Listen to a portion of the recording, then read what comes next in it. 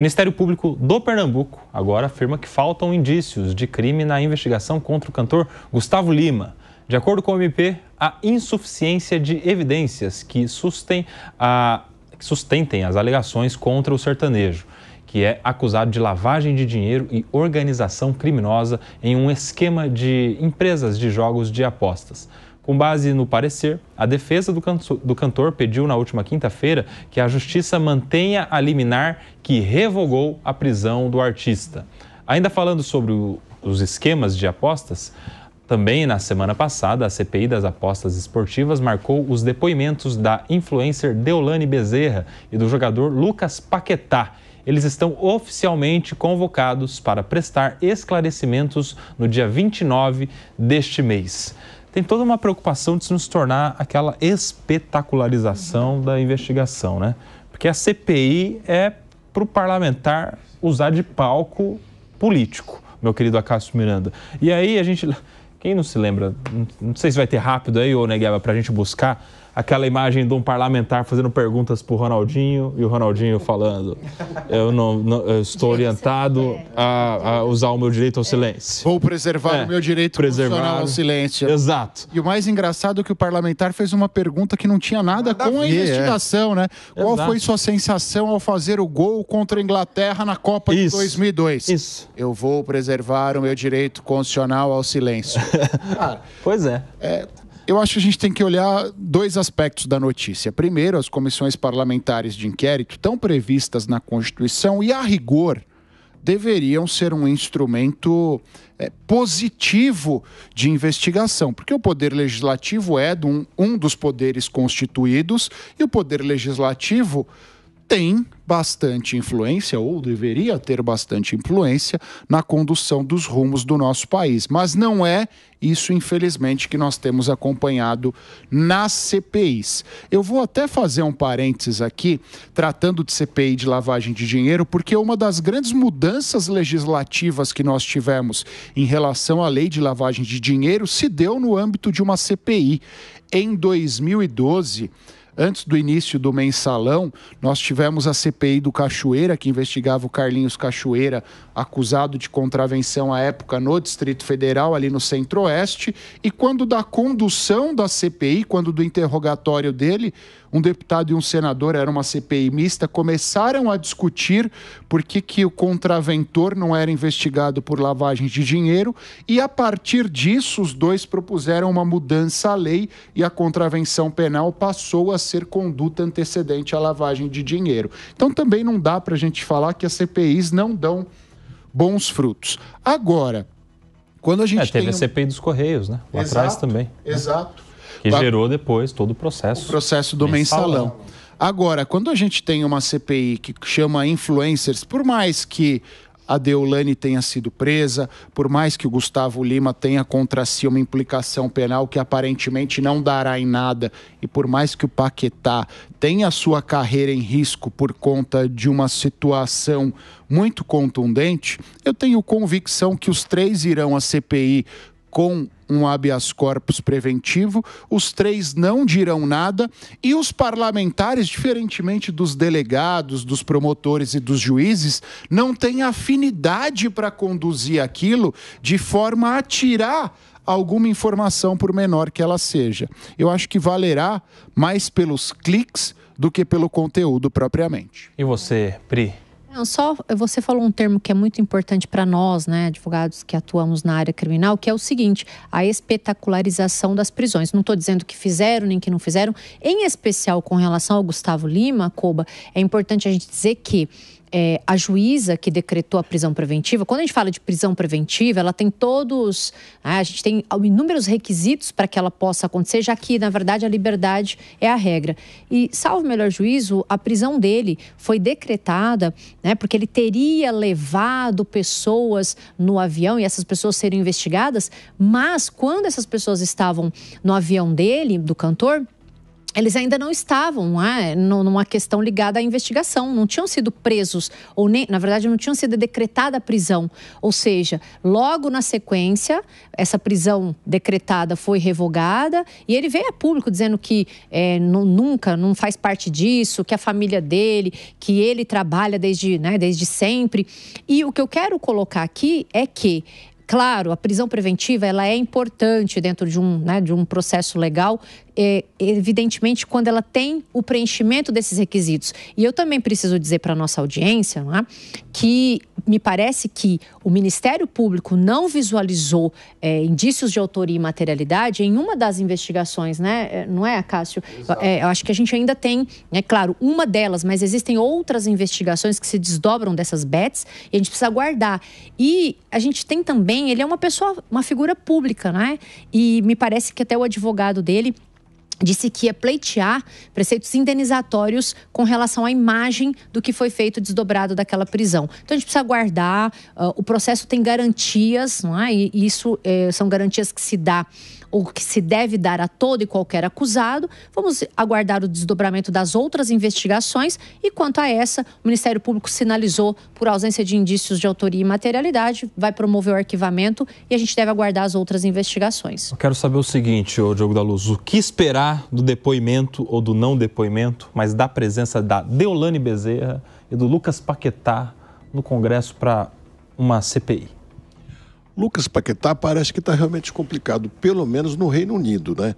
Porque lá eles fazem investigações muito profundas, todas as vezes que tem apostas com algo que seja anormal, porque eles estão muito acostumados com apostas e com os crimes nas apostas. E notaram que lá em Paquetá, na ilha de Paquetá, havia concentrações muito grandes de apostas logo antes do jogador cometer uma falta incomum, chutar uma bola para fora, ter um cartão amarelo, alguma coisa assim. A Deolane ainda não se sabe porque as investigações não estão claras. Agora, Gustavo Lima, pelo que eu vi até agora, nada de consistente tem, Kobayashi. Primeira coisa que apareceu foi a apreensão do avião que seria dele, e ele imediatamente disse que aquele avião já havia sido vendido. Eu me lembro muito bem que eu estava no ar, fui olhar rapidamente nos anais da ANAC, que diziam que o avião era dele sim. Então parecia que a afirmação dele era falsa. Mas a ANAC que estava atrasada nas informações e não as havia corrigido. No dia seguinte, a ANAC já corrigiu, dizendo que a venda tinha sido feita bem antes. E o Ministério Público, desde o primeiro momento, quando se pediu a prisão, foi contra o pedido de prisão dele. Em nenhum momento o Ministério Público entendeu que deveria prendê-lo. E sobre essa não trazer aquelas duas pessoas que estariam indiciadas também, que foram para a Grécia com ele, disse a juíza, pelo menos o jornal diz que ela disse, que ele parou no meio do caminho para desembarcar os meliantes e poder vir para cá, portanto ele seria cúmplice. Não. Esse avião fez uma escala técnica nas Ilhas Canárias, porque ele não teria autonomia para vir da Grécia até o Brasil e precisava reabastecer de toda maneira. E depois, se passageiros desembarcaram ou nem embarcaram, não é responsabilidade dele custodiar pessoas, né? O depoimento do Lucas Paquetá e da Deolane, eu imagino que será mais ou menos assim como foi a do Ronaldinho. Vamos acompanhar. O senhor não sabia dessas propagandas realizadas por ele em empresas dele? Fica em silêncio. Gostaria de perguntar ao senhor se o senhor conhece... Vai ficar em silêncio. Para todas as perguntas, vai ficar em silêncio. Ô, meu querido João Belucci. Mas no caso da Deolane, acho que para ela vai capitalizar em cima, porque é importante dizer que... Você acha que ela vai falar alguma coisa? Eu não sei dizer, talvez faça para fazer algum recorte, né? Porque hoje o que importa muito é o recorte, né, da rede social. Mas o que é importante dizer é que o... mas ela tem 20 milhões de seguidores. Eu acho que é mais gente do que a audiência da TV Câmara. Sempre que você está numa posição de vítima, normalmente você angaria muita solidariedade, pode até catapultar produtos, enfim, que ela faça anúncio. Sim. Porque é importante dizer que o Poder Judiciário ele tem entendido que quando essas questões de bet e tal, se você tem alguma participação, né, você tem um link específico ou uma porcentagem, aí você também tem a responsabilidade, mesmo se você não seja um dos donos, um dos proprietários, esse que vem sendo discutido. No caso do Gustavo Lima, a decisão que decretou a prisão, tinha um pouco, até na minha visão, assim, um pouco de militância, né, de justiça social, que falava, os ricos não estão isentos à lei, essa coisa que contamina o Poder Judiciário e não deveria de forma alguma, deveriam ver os elementos e determinar a prisão, que não me parece que foi o caso, tanto que foi rapidamente revogada,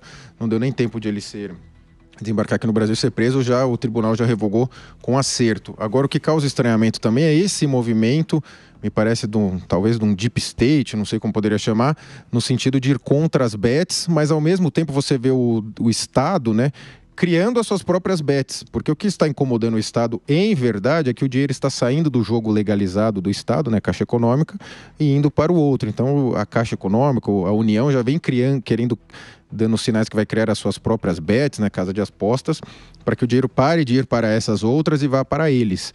E com relação à espetacularização do judiciário, isso é muito lamentável sob qualquer aspecto. A gente sabe que isso ocorre muito, né, depois, tanto que o natural é que muitos delegados, promotores, enfim, quem atua nesses casos de mídia, acabe alçando voos políticos, né, porque é o caso. E quando o caso cai na mídia, a gente vê que aí é uma forçação para condenar lá quem foi indiciado, porque se não condenar, aí parece que foi um trabalho mal feito, e a gente vê muito nesses casos, muitos desses grandes casos, grandes juristas apontam muitos buracos neles, né?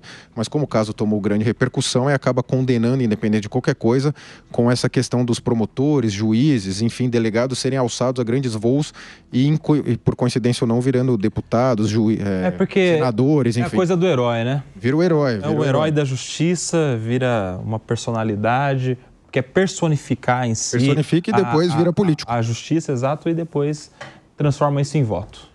Agora, se a Deolane vai falar, eu acho que não vai, mas acho muito provável que ela encomende um belo burburinho na porta da Câmara para quando entrar e sair lá. Isso é bem possível. Né? Agora tem uma coisa. Você ia falar, Cássio? Pois não. Vai no sentido do que o Bellucci disse, Diogo.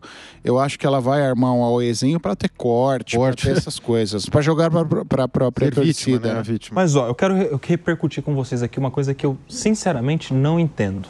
Não entendo a coisa de faz uma pergunta, vai ficar em silêncio. Faz outra pergunta, vai ficar em silêncio. Para sempre. Fica lá 300 perguntas. Porque a gente sabe, atuando, né, no judiciário, que isso era uma prática comum. Você faz pergunta, a pessoa fica em silêncio, você faz outra e vai registrando todas as perguntas como uma medida de inibir a pessoa, uma medida de alguma maneira, tentar usar essas perguntas contra ela, ou o silêncio dela contra ela, quando a gente sabe que na Constituição é um direito constitucional de não produzir prova contra si, um direito de permanecer em silêncio, quando a pessoa está nessa condição de investigada, de réu, de alvo desse processo todo. E a gente teve, Priscila, Cássio, em 2019, a Lei de Abuso de Autoridade, que traz lá no artigo 15, justamente, no parágrafo único do artigo 15, justamente a proibição desse prosseguimento de perguntas quando o acusado ou réu já disse que vai ficar em silêncio. É abuso de autoridade desde 2019. Mas no Congresso parece que eles não chegou essa lei ainda. Apesar de ter sido uma lei que saiu de lá, parece que lá ainda não chegou.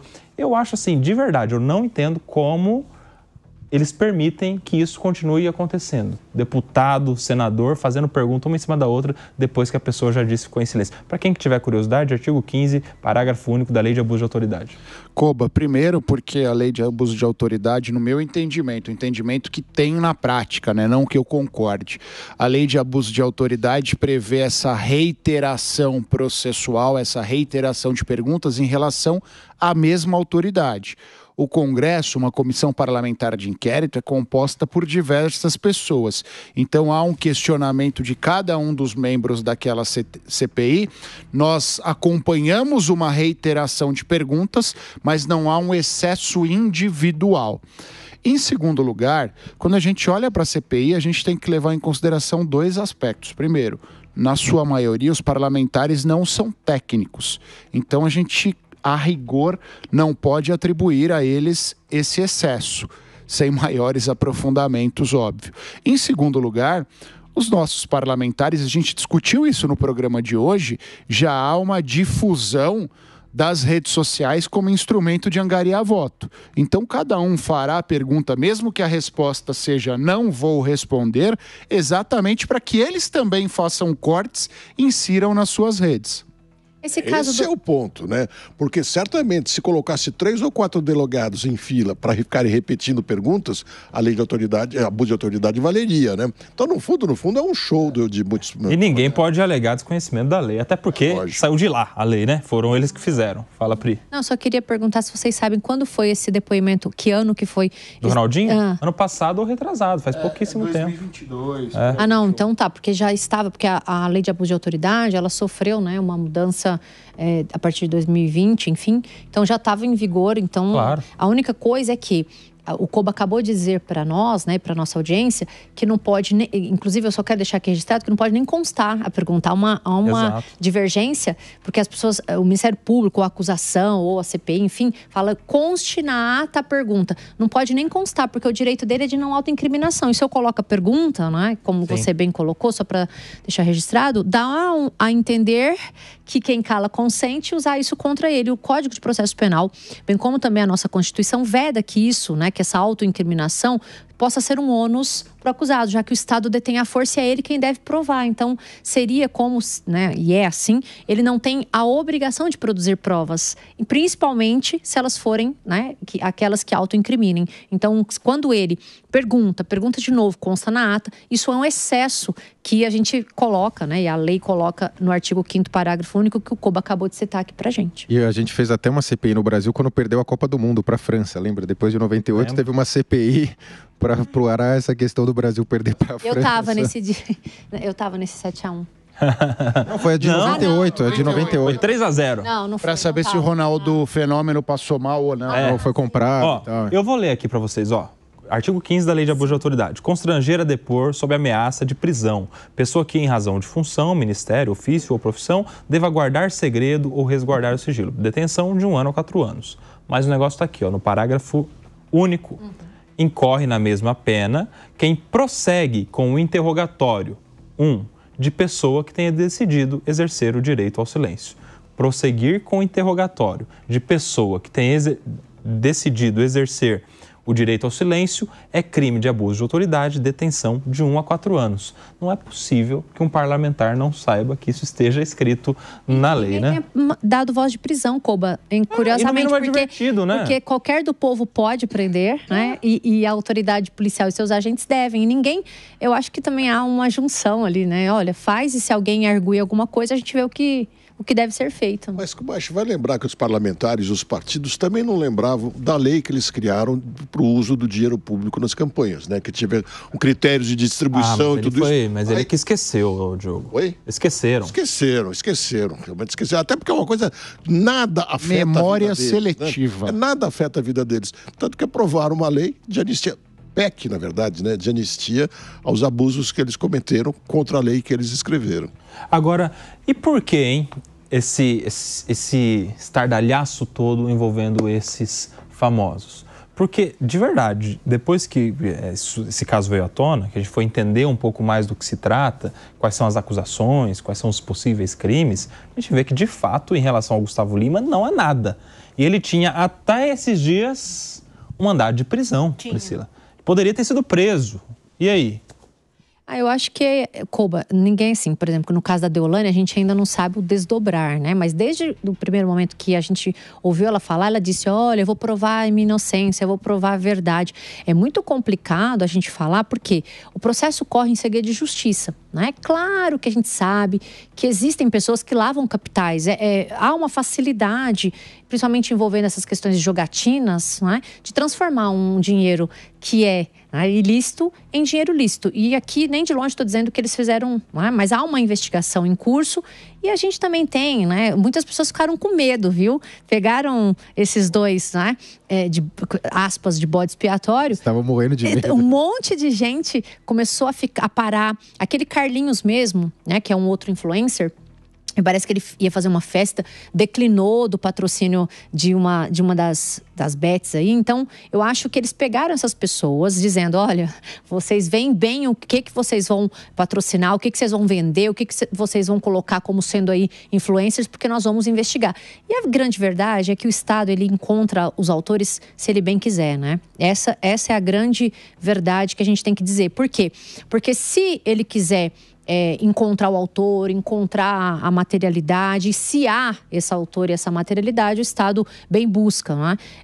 A contrário senso, às vezes ele vai investigar e vai acontecer como houve com o Gustavo Lima. Pode ser que não encontre nada e isso é um desdobramento, né, de qualquer investigação.